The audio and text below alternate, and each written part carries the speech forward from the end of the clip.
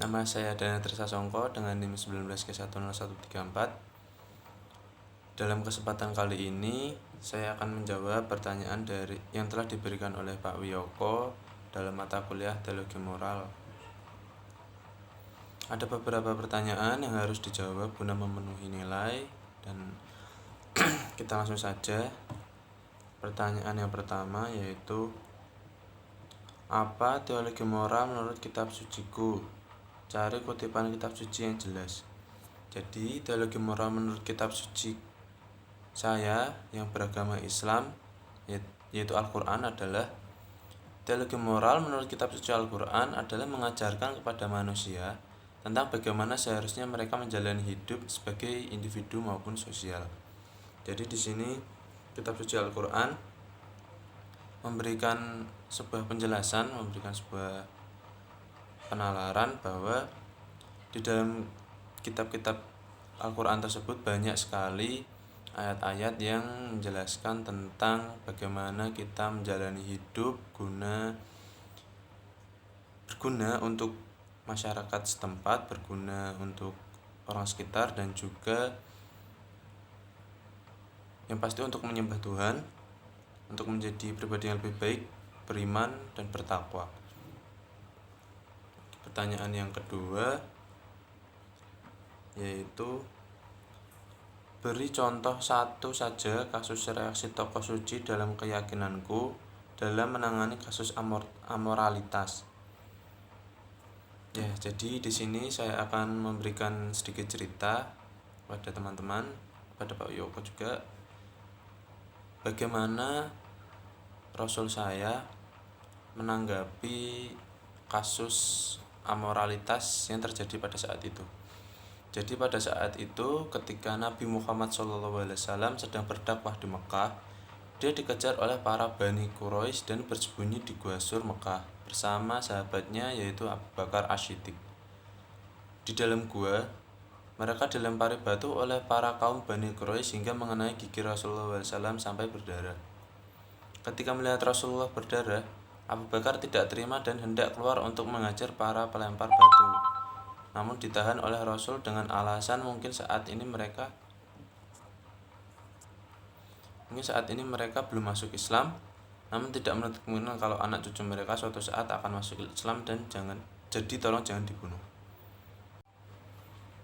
Jadi kita langsung saja ke nomor 3, yaitu apa pesan video tadi tentang aborsi? Apa pendapatnya tentang aborsi? Jadi aborsi adalah mungkin dilakukan oleh para wanita yang hamil di luar nikah,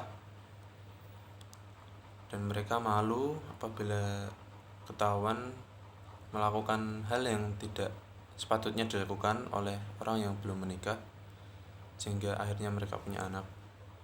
Demi menutupi rasa malu kepada lingkungan, dia rela menggugurkan kandungannya. Namun dalam sisi manapun, aborsi salah, menurut saya salah. Aborsi tidak bisa dibenarkan sama sekali karena itu termasuk pembunuhan kepada orang yang tidak bersalah, apalagi itu adalah calon anak kita.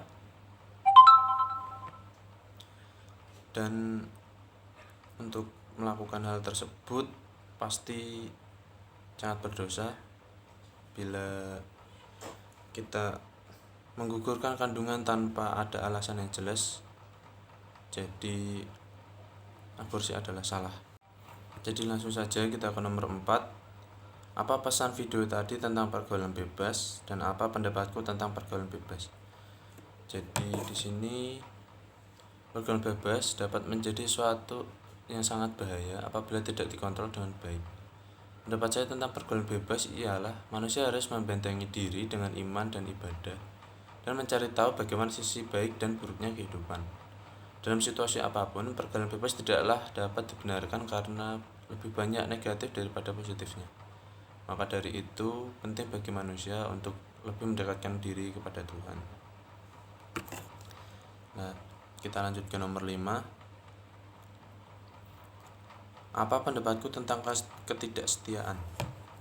Jadi menurut pendapat saya, ketidaksetiaan atau pengkhianatan adalah yang lumrah dilakukan oleh manusia. Tidak ada orang yang benar-benar setia pada satu hal. Walau bagaimanapun, rasa penghayatan begitu pekat dengan rasa sakit hati, namun tidak bisa dipungkiri bahwa hal itu dapat terjadi ke semua orang. Dan kenyataan seperti itu, yang dapat kita lakukan adalah dengan memaafkan orang yang mengkhianati kita, namun jangan pernah percaya lagi apabila dihianati. Jadi saat orang terhianati, mereka akan merasa sangat sakit hati, dan disinilah letak dimana hati kita diuji. Apakah kita masih bisa berbuat baik pada orang dengan memaafkannya atau tidak, ataukah kita menyimpan dendam. Dan untuk hal yang harus saya lakukan untuk menjadi lebih baik, walaupun saya tidak sempurna, ialah saya harus tetap menolong orang lain, saya berbuat baik kepada orang lain, saya berbakti pada orang tua saya